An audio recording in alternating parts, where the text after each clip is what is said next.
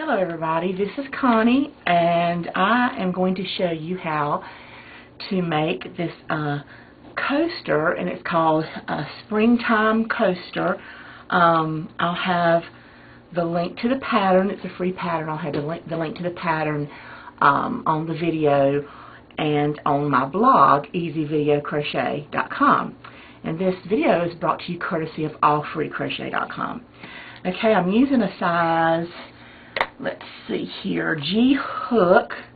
Yep, it's a G. And this is actually going to be worked in rounds. We're going to be doing double crochet, front post double crochet, and then some single crochet at the end. And it's worked in 5 rounds. This would be a round, and then actually 2 rounds here, and then 2 rounds here, and then the last round is the edge. So let's get started. Okay, I am going to start out with this variegated yarn. I really like variegated yarn. First thing you want to do is make a slip knot with your hook. And in case y'all are wondering, if you see this little sticker here, this is to help keep me so that I stay in the middle so that you'll be able to see my fingers. And I hope that this is not so little that you can't see what I'm doing. Okay, the pattern instructs to chain 4 first, so I'm going to go ahead and do that. And you don't want to chain very real tight because you're going to have to get back in that first one. That's 2, 3, 4. And then what it says to do is to 11 double crochet in the 4th chain from the hook. And the reason we crocheted 4 chains is that's going to count as our first double crochet. So we'll have a total of 12 double crochet in that circle, and this counts as the first one. So to do a double crochet, you yarn over, and then we're going to go back into that first chain that we made and do our first double crochet. And a double crochet is where you yarn over and pull through 2 loops, and then you yarn over and pull through the next 2 loops. Yarn over, go back into that same chain.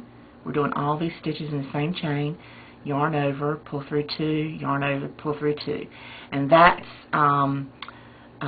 the double crochet. And like I said, that first one's counting as your first one, but we have to continue to do 11 more. And it's a little hard for me to actually crochet fast with my knife method, holding my arms out like this. So let me see how I can get this. Now, as you're turning around, and if you need a little bit more room, because you've made that loop at the beginning, it'll stretch out a little bit if you need it to. So don't worry about going over that that first strand that's hanging down there where you started your, because you can pull, we can pull that tight a little bit. And this yarn that I'm using is, I love this cotton. Get it at I think Hobby Lobby. It's their brand, and it's a little splitty just because I'm using this small hook. And I'm gonna just count 1, 2, 3, 4, 5, 6, 7, 8. I got 9 so far. So this makes 10, and then 11. And I'm gonna count one more time just to make sure that I need to do, I think, 1 more. So 1, 2, and I'm counting the columns. 3, 4, 5, 6, 7, 8, 9, 10, and I have 11, counting that first chain 4 that we did. So I do need to do 1 more.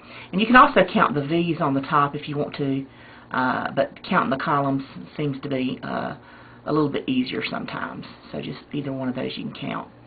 So this is the last one, and the pattern states to join together with a slip stitch in the top of that first starting chain. So I'm just going to put my hook, just sort of squish my hook in the top of that starting chain, yarn over, pull through there, and then also pull through the loop that was on my hook, and that's called a slip stitch. And at this time you can sort of pull that beginning strand where you made your slip knot and pull it a little bit tighter to close up your circle if you want to.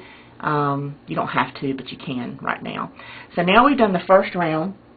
And we're going to do the second round, and it says to chain 3, 2, 3, and that chain 3 is going to count as our first double crochet, and really all through the pattern that's what it does. It counts as our first double crochet.